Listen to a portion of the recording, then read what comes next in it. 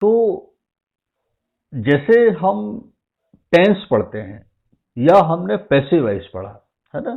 तो हमने क्या पढ़ा टेंस में और पैसिव वॉइस में? हमने पढ़ा present simple, present continuous, present perfect and present perfect continuous. Right? You understood what I am saying?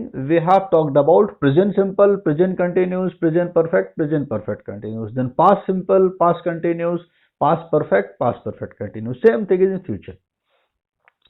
So when we talk about present simple, in present simple we have talked about three things. That is, I'm talking about simple. I'm not talking about present simple. I am talking about simple. So when I am talking about simple, we have studied three things.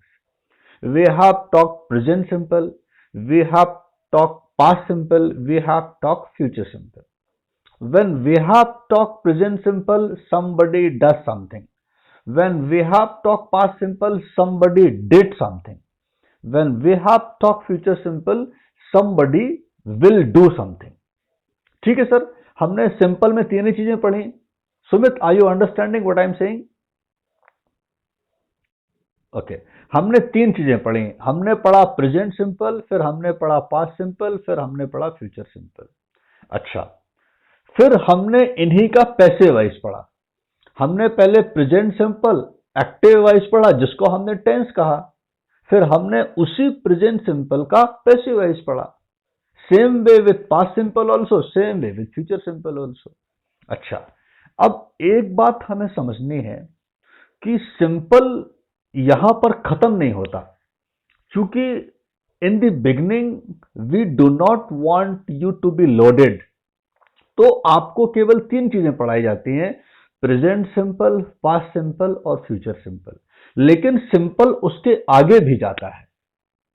ठीक है, तो simple में उसके आगे की जो helping verbs होती हैं, जैसे हमने प्रेजेंट सिंपल में पढ़ा somebody does something, फिर हमने पढ़ा somebody did something, फिर हमने पढ़ा somebody will do something. लेकिन सिंपल जो उसके आगे जाता है, सिंपल के जो उसके आगे की हेल्पिंग वर्ब्स होती हैं, वो कहलाती हैं मोडाल्स. ठीक है सर, तो ऐसे लगभग there are 26 helping verb of simple. I'm not talking about present simple or past simple or future simple. I am talking about simple.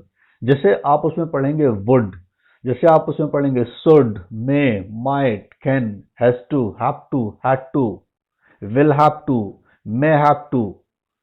ठीक है, ये सारी चीजें पढ़ेंगे आप. राइट फ्रेंड्स, तो ये सब मॉडल्स कहलाएंगे सिंपल के.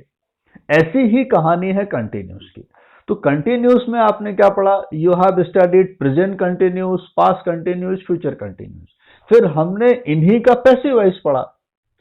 तो continuous, present simple, past simple, sorry, present continuous, past continuous, future continuous, इनके आगे जो और भी हेल्पिंग वर्ब्स होती हैं वो कहलाती हैं मोडाल्स, मोडाल्स ऑफ कंटिन्यूस.